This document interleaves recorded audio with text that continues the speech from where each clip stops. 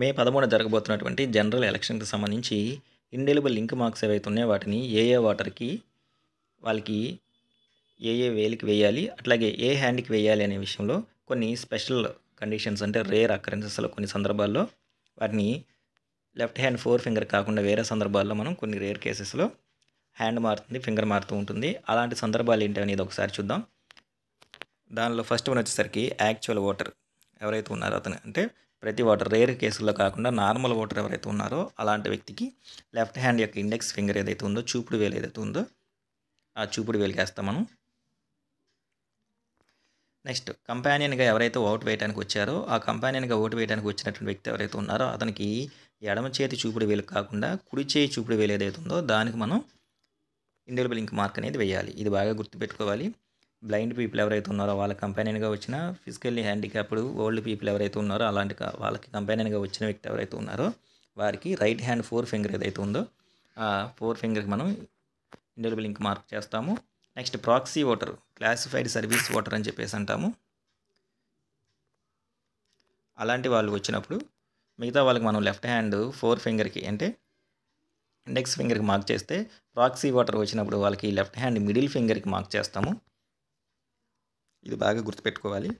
Next ఇంకా special conditions పైన మనం చెప్పుకునేవి కాకుండా కొన్ని రేర్ కేసెస్లో వాటికి సంబంధించి చూస్తే actual voter has no left hand index finger, అతనికి ఎడమ చేతికి సంబంధించి ఎడమ చేయి లేదు లేదా ఎడమ చేతిలో చూపుడు వేలు ఏదైతే ఉందో అది లేని సందర్భంలో then give preference to middle finger, అప్పుడు మధ్య వేలికి వేయాలి. ఒకవేళ మధ్య వేలు కూడా లేకపోతే రింగ్ ఫింగర్కి వేయాలి. రింగ్ ఫింగర్ కూడా లేకపోతే లిటిల్ ఫింగర్కి వేస్తాము.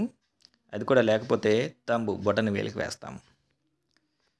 ఇంకా voter has no left hand, అసలు వచ్చిన ఓటర్ ఎవరైతే ఉన్నారో అతనికి ఎడమ చేయి లేకపోతే తర్వాత కుడి చేయి యొక్క రైట్ హ్యాండ్ ఫింగర్స్ ఏవైతే ఉన్నాయో వాటికి సేమ్ ముందు చూపుడు వేలికి, తర్వాత మధ్య వేలికి, తర్వాత రింగ్ ఫింగర్కి, తర్వాత లిటిల్ ఫింగర్కి, తర్వాత తంబు బొటన్ వేలికి ప్రిఫరెన్స్ ఇవ్వాలి.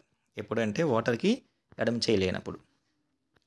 కొంతమందికి రెండు చేతులు ఉండవు, voter has no both hands, రెండు చేతులు లేనప్పుడు give preference left stump or right stump, అంటే ఎడమ భుజము లేదా కుడి భుజానికి మనం ఈ ఇండెలిబుల్ లింక్ ఏదైతే ఉందో దాని యొక్క మార్క్ చేయాలి.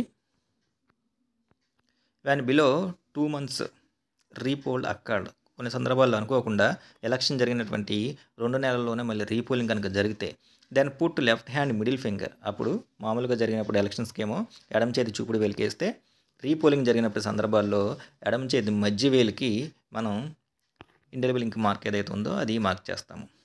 ఇది రీపోల్ సందర్భంలో.